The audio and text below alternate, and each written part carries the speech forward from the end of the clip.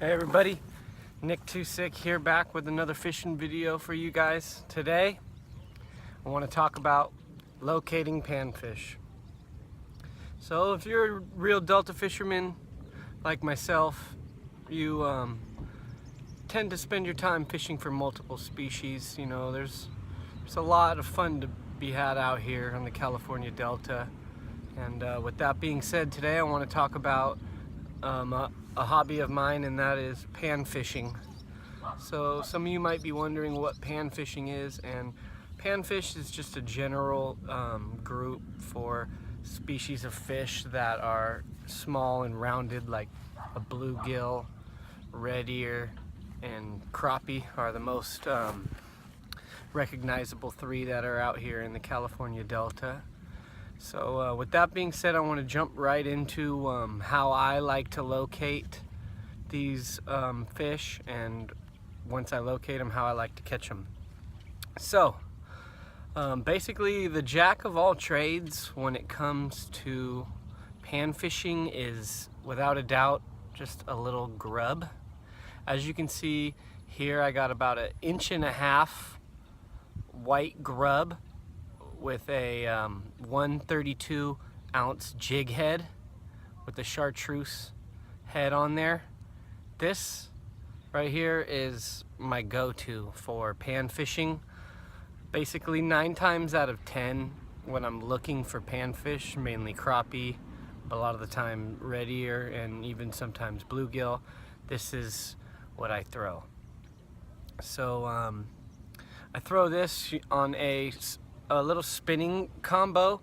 This is actually a Abu Garcia Silver Max, just a little ultralight spinning rod setup, something that I can, you know, just have a lot of fun with. You don't need anything too big to catch panfish. The smaller the better. You can, you know, have more fun fighting the fish with lighter gear. I use a 4-pound monofilament line. I use Pline. Pan fishing, I pretty much only use copolymer fishing line because it has the most stretch and is extremely sensitive. So when I'm pan fishing, mainly for crappie, I like to have a line with a lot of stretch to it, because those fish have such small mouths and such sensitive mouths that you can easily rip the hook right out of their mouth and lose fish if you're using too heavy of gear. So I recommend for beginners like a 6 to 8 pound line, but you know, as you get more familiar with catching these fish and you can see what you could do, you could drop down to 6 pound, 4 pound, even 2 pound line is a lot of fun to fight crappie and bluegill on. So just throw this, cover as much water as you can, keep throwing it, medium retrieve, and you know, once you start catching fish and you've located them, you know where they are, now it's time to lock in on them, and that's when really you can start to throw anything. What I like to throw basically to back up my grub is just a good old bobber with a trout magnet on it. A lot of people, you know, like to throw the old worm and bobber. That's fine, but personally I'm not big into bait fishing.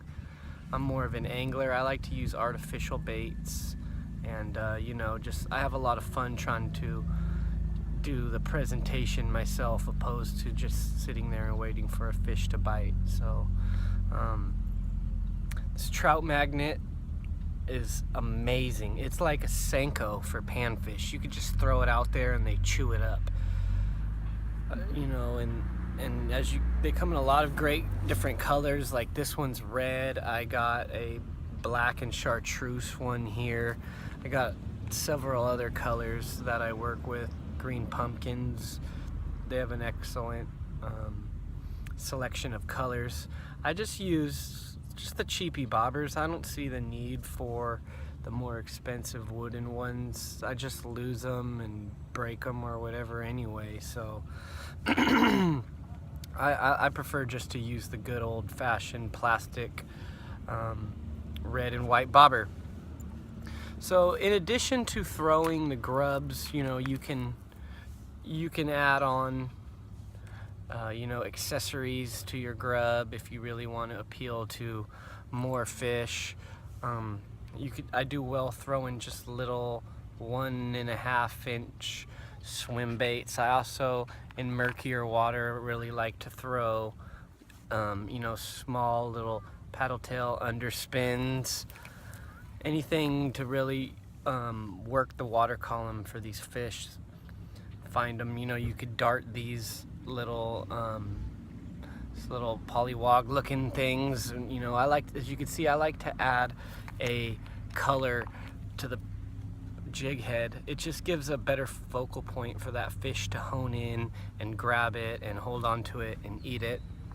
I also really like to throw, you know, caribou jigs in white and chartreuse. These are just feathered jigs that you can tie on. I like to tie 2 on. I'll tie one on the bottom and then another like a foot above it, and you can kind of just dance them around and dart them around together. You can even use the bottom one to drop shot the top one, which is effective once you locate fish.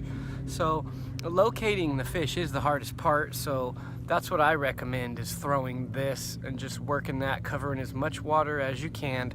Find the fish, and you know, these panfish, they aren't picky. They really stick together. They're competitive eaters and they feed off of each other. So once you get bait in there, once you find them, it doesn't really matter what you're throwing in there, as long as the hook is small enough and sharp enough to get in their mouth and hook them. You could catch fish all day. So that's why when I am going out with kids and new fishermen, I like to go pan fishing. It's you know, a lot of action once you locate the fish.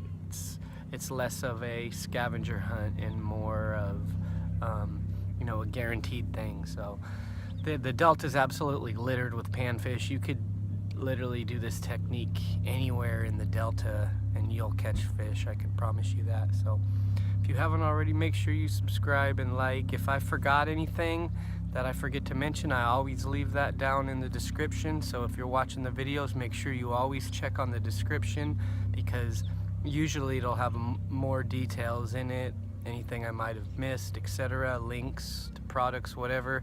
So anyway, with that being said, guys, thanks for watching. I appreciate you all. Get out there and go fishing. Stop watching YouTube, you know, I mean, there's really only one way to learn. You got to get out there and do it.